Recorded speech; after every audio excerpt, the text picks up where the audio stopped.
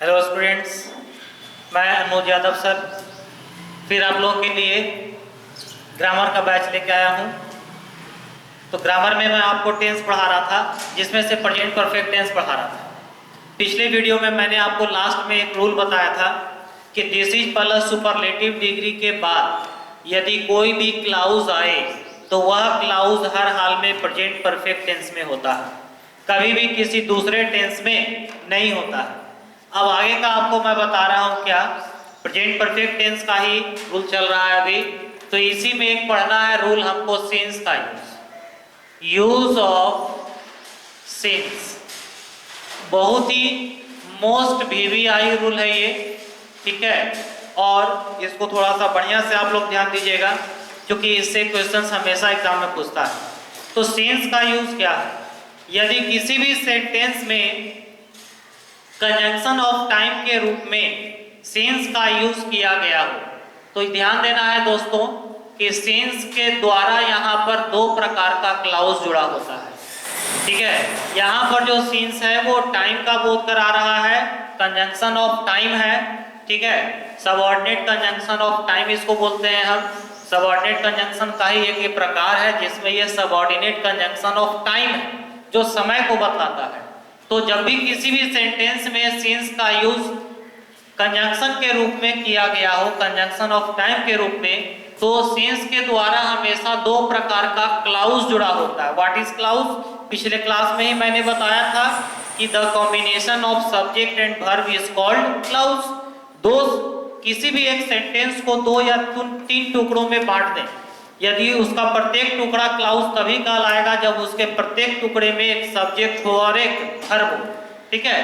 तो हम बता रहे हैं क्या, किसी भी सेंटेंस में यदि सिंस लगा हो तो इनके द्वारा हमेशा दो प्रकार का क्लाउज जुड़ा होता है, जिसमें सिंस के तुरंत बाद का सटा हुआ जो क्लाउज है वो हमेशा पास्ट इंडेफिनिट टेंस में होता है, जिसको हम कहते हैं सिंपल पास्ट टेंस।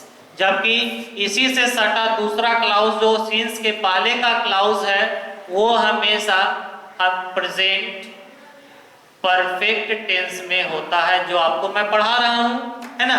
यानी इसका स्ट्रक्चर हो गया present perfect tense plus since plus past indefinite tense. कभी कभी एग्जाम में क्या करता है कि इसको घुमा के भी देता है। क्या करता है कि पास्ट इंडेफिनिट टेंस को सेंटेंस के शुरू में कर देगा, सिंस का यूज सेंटेंस के शुरू में कर देगा और उसके बाद करता है पास्ट इंडेफिनिट टेंस। अब उसके बाद चला जाएगा हमारा क्या, प्रेजेंट परफेक्ट टेंस। यहां देखना है क्या कि सिंस का यूज सेंटेंस के बीच में हुआ रहे या सेंटेंस के शुरू में हुआ रहे, इसके तुरंत बाद का जो सटा हुआ क्लाउज है वो हर हाल में पास्ट इंडेफिनिट ही होगा। अब बच गया हमारा पास्ट प्रेजेंट परफेक्ट टेंस, उसको हम सिंस के पहले रख दें या सेंटेंस के लास्ट में रख दें, उससे कोई अंतर नहीं पड़ेगा। जैसे एग्जांपल देते हैं हम क्या, कि she has changed herself since she had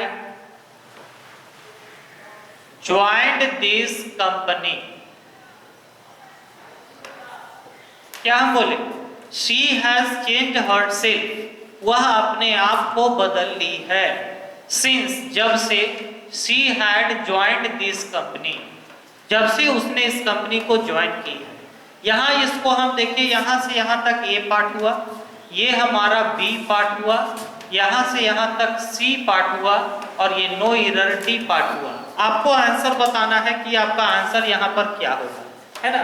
तो आंसर आपका क्या होगा, जो देखिए सभी लोग कि यहाँ सी हैज चेंज हर्सेल्फ। पहले तो देखिए यहाँ पर सिंस लगा हुआ है, सिंस के पहले प्रेजेंट परफेक्ट ऑलरेडी है, लेकिन सिंस के बाद प्रेजेंट परफेक्ट नहीं है बल्कि पास्ट परफेक्ट है, क्योंकि हैड का यूज किसमें होता है, पास्ट परफेक्ट में। अब यहाँ से हैड को हटा देंगे, ज्वाइन का V2 और V3 दोनों सेम होता है, ज्वाइन ज्वाइंट ज्वाइंट, है ना। तो यहाँ पर आंसर होगा हमारा ऑप्शन नंबर सी। यहाँ से हैड को रिमूव कर देंगे, इसी प्रकार से एक और एग्जांपल देते हैं आपको हम कि 10 years have passed since you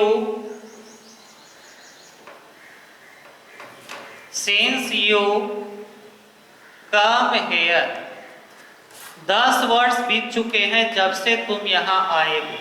यहाँ से यहाँ ए पार्ट हो गया, ये बी पार्ट हो गया, ये सी और लास्ट में नो इरर डी। तो देखना है कि आपका आंसर क्या होगा। ये हमारा ए हो गया, ये बी हो गया, ये सी हो गया, ये डी। तो आंसर आपका होगा यहाँ भी सी। क्यों?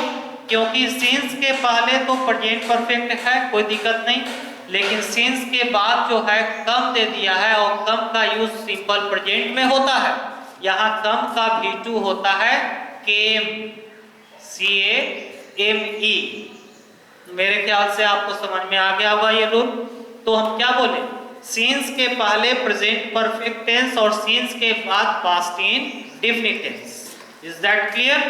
अब यहाँ पर देखना क्या है कि कभी कभी एग्जाम में कैसे क्वेश्चन पूछता है, ये देखो, क्योंकि कहाँ से पूछता है और वहां पर लोग कंफ्यूज हो जाते हैं।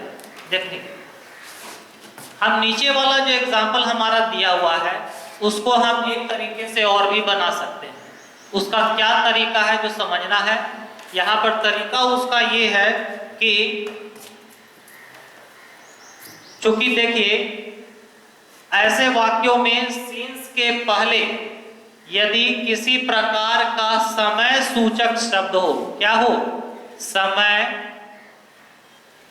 सूचक शब्द। समय सूचक शब्द मतलब क्या, एक ऐसा शब्द जो समय को, टाइम को बतलाता हो। जैसे यहाँ 10 years हो गया, 2 days हो गया, 2 hours हो गया, 5 years हो गया, ये सब क्या है, समय सूचक शब्द हैं। तो उस स्थिति में इसका एक स्ट्रक्चर और भी होता है। क्या होता है कि it is plus time expressions, उसके बाद होता है सीन्स और उसके बाद होता है पास्ट इंडेफिनिट टेंस। यानी कि यहाँ प्रेजेंट परफेक्ट टेंस के स्थान पर केवल यूज कर देना है क्या, कि it is plus time expressions. लेकिन जिसमें टाइम एक्सप्रेशंस ना हो, जिसमें टाइम एक्सप्रेशंस नहीं दिए हों, वैसे वाक्यों में, ठीक है, यहाँ पर प्रेजेंट परफेक्ट टेंस का ही यूज करना है, वहां पर नहीं करना है। जैसे यहाँ 10 years दिया है, इसी को यदि इस पे हम बनाना चाहें तो हो जाएगा क्या, it is 10 years since you came here। ठीक है, यानी ये सेंटेंस हमारा क्या है, सही है।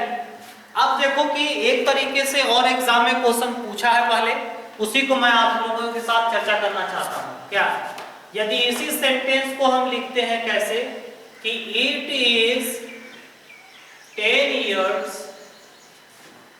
since you did not come here। तो यहां पर देखिए बहुत बड़ा रहस्य है। सेंटेंस देखने में कहीं से गलत नहीं लगेगा आपको, क्योंकि देखिए इसको यदि हम 3 पार्ट में बांटते हैं तो भी हमारा सेंटेंस सही ही लगेगा। क्यों? क्योंकि सिंस के पहले already it is 10 years, it is plus time expressions दिया हुआ है।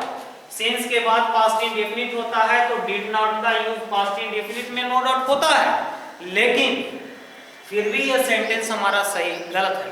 क्यों गलत है? क्योंकि ध्यान देना है क्या, ऐसे वाक्यों में सिंस के बाद का जो पास्ट इंडेफिनिट टेंस होता है वो पास्ट इंडेफिनिट टेंस ना तो नेगेटिव होता है ना ही इंटेरोगेटिव होता है। जब भी होता है तो वो पॉजिटिव होता है। ऐसा क्वेश्चन एग्जाम में दे देता है जिसमें लोग फंस जाते हैं। ठीक है, तो यहाँ पर डिड नॉट कम हियर नहीं होगा, बल्कि सीधा सीधी यू केम हियर होगा। समझ में आई बात ना? तो बहुत ही इंपॉर्टेंट बात आपको मैंने बताया लास्ट में कि ऐसे वाक्यों में सिंस के बाद पास्ट इंडेफिनिट टेंस का कभी भी कोई नेगेटिव या इंटेरोगेटिव क्लाउज नहीं होता है, बल्कि केवल पॉजिटिव क्लाउज होता है। ठीक है, अब इसी में एक टाइप और बता देते हैं आपको। कभी कभी क्या करता है ना कि सेंस के पहले प्रेजेंट परफेक्ट टेंस की जगह पर प्रेजेंट परफेक्ट कंटिन्यूअस टेंस भी लगा देता है, तो इससे कोई अंतर नहीं पड़ेगा आपका, वो भी सही है। ठीक है, तो यहाँ पर इस बात को ध्यान रखना है आपको कि प्रेजेंट परफेक्ट के ऐसे वाक्यों में सेंस के पहले प्रेजेंट परफेक्ट टेंस के स्थान पर प्रेजेंट परफेक्ट कंटिन्यूअस टेंस भी लगा दें तो वो भी सेंटेंस गलत नहीं है, वो भी सही है। यानी present perfect continuous tense plus since plus simple past tense या पास्ट इंडेफिनिट टेंस, ये भी स्ट्रक्चर हमारा क्या है, सही है। चलिए नेक्स्ट आते हैं।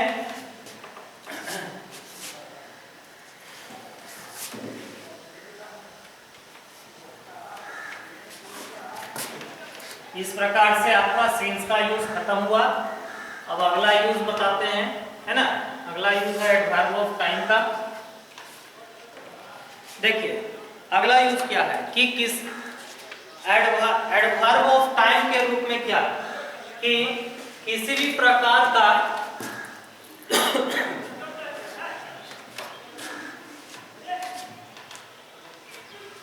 हाँ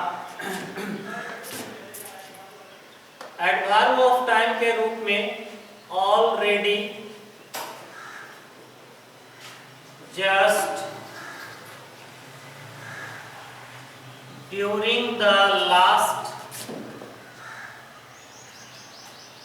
month,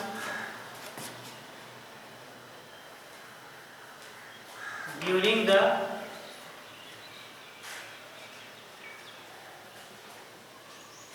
few months, year, day, ठीक है, months, years, days, hours, etc। उसी में आता है आपका लाइटली, इसी में आता है आपका रिसेंटली।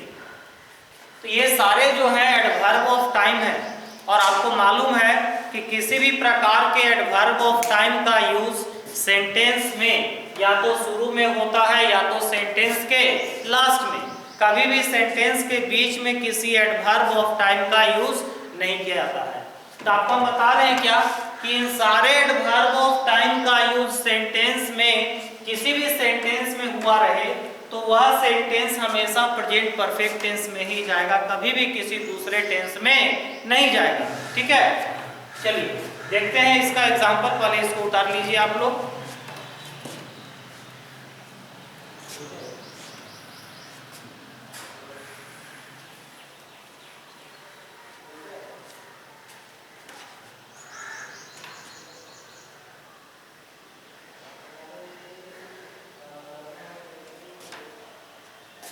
चलिए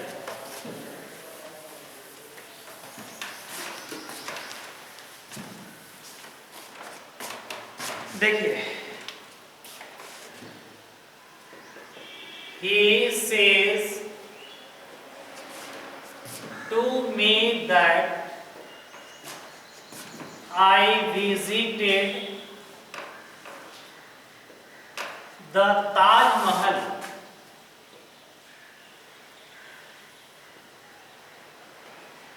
during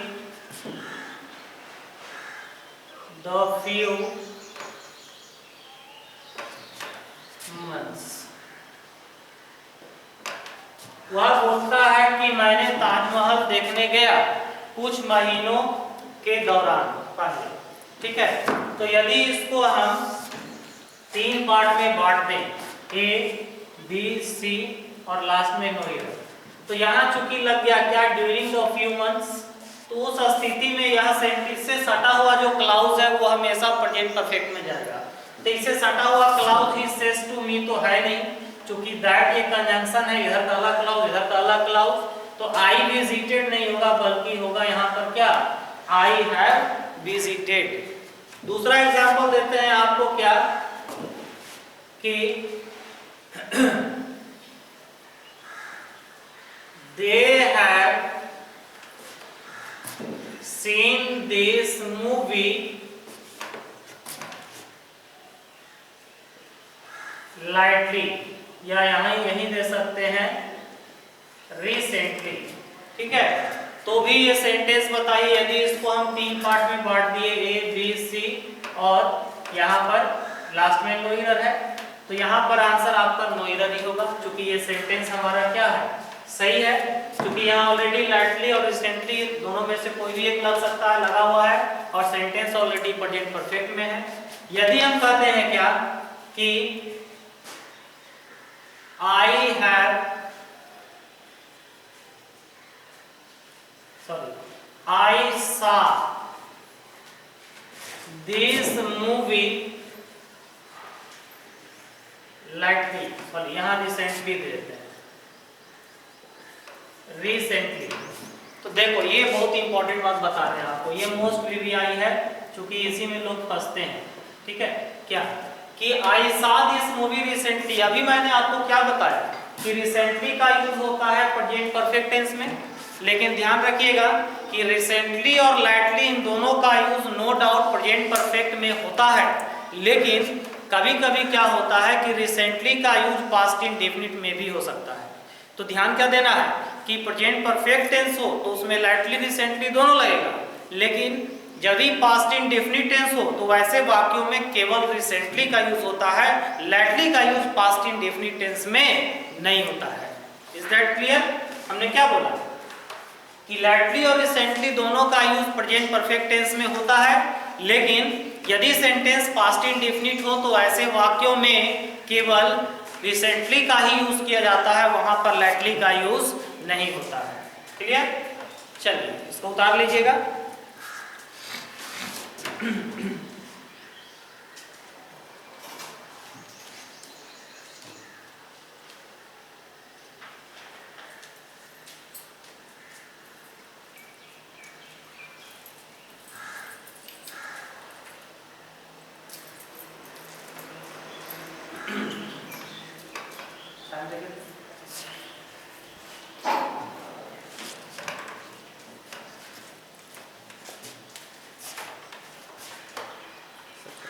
चलिए अब आते हैं यूज ऑफ हैव। ठीक है, यूज ऑफ हैव।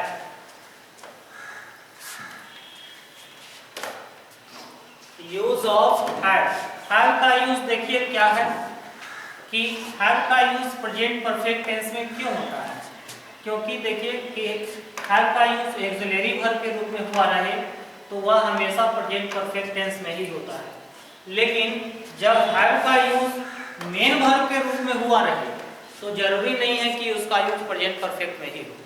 जैसे यहाँ पर समझना है क्या कि हम कहते हैं खाने की जितनी भी क्रियाएं, सबसे पहले देखिए कि हैव, इसका यूज ऑक्सिलरी वर्ब के रूप में हुआ रहे तो वह सेंटेंस हर हाल में प्रेजेंट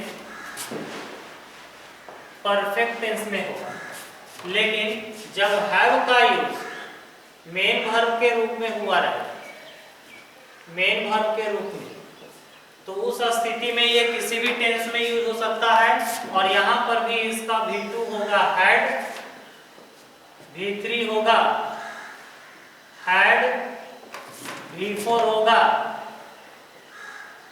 हैविंग और V5 होगा हैज। ठीक है, तो यहाँ पर देखना क्या है, हैव, हैड, हैड, हैविंग और हैज। तो यहाँ पर देखना क्या है आपको कि हैव के जैसा ही एक और वर्ड होता है टेक, जो कि दोनों का एक जैसा यूज होता है। तो टेक का यहाँ पर होता है क्या, V2 होता है टुक, V3 होता है टेकन, V4 होता है टेकिंग और V5 होता है टेक्स।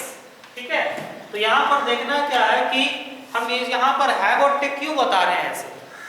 तो देखिए, यदि मेन वर्ब के रूप में हैव का यूज किसी भी सेंटेंस में किया गया हो तो वह खाने और पीने का यूज के भाव में होता है। मतलब खाने की जितनी भी क्रियाएं हैं, जैसे होता है डिनर, खाने की क्रियाएं क्या क्या होती हैं, डिनर, सपर, लंच, ब्रेकफास्ट, डिनर, सपर, लंच, ब्रेकफास्ट, स्नैक्स, है ना, ये सारे होते हैं। तो यहाँ पर खाने की जितनी भी क्रियाएं हैं उन सारी क्रियाओं के लिए मॉडर्न इंग्लिश ग्रामर में कभी भी ईट का यूज नहीं होता है। ठीक है। ठीक उसी प्रकार से पीने की जितनी क्रियाएं हैं, तो पीने की क्रियाएं क्या होती है, जैसे होता है coffee, T, medicine, milk, etc। तो इन सभी क्रियाओं के लिए कभी भी हम मॉडर्न इंग्लिश ग्रामर के अनुसार ड्रिंक का यूज नहीं करते हैं। तो इन दोनों क्रियाओं के लिए यूज किसका होता है, तो इन दोनों क्रियाओं के लिए यूज होता है या तो हैव का और या तो टेक का, चाहे वो किसी भी टेंस में यूज क्यों ना हो। ठीक है। क्या बोले, मॉडर्न इंग्लिश ग्रामर में कभी भी खाने की क्रियाएं जैसे डिनर, सपर, लंच और ब्रेकफास्ट, इन सभी के लिए ईट का यूज नहीं करते हैं। ठीक इसी प्रकार पीने की जितनी भी क्रियाएं हैं जैसे कॉफी, टी, मेडिसिन, इन सारी चीजों के लिए कभी भी ड्रिंक का यूज नहीं करते हैं। इन दोनों क्रियाओं के लिए कॉमन रूप से हमेशा यूज किया जाता है किसका, या तो हैव का और या तो टेक का। ठीक है, ये उतार लीजिए पहले आप।